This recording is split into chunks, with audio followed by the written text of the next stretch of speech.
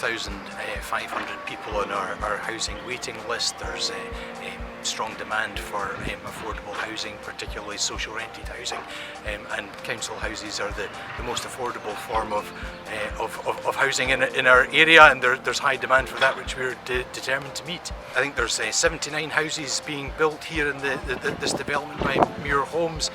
We've just come to see the first phase of 10 new council houses. It means that Stanley will be an inclusive place, not just for people to buy large executive homes, but that there will be affordable homes for people who work and live in the area as well. So it's really good to see this development, particularly the way it's so well integrated into the rest of the development.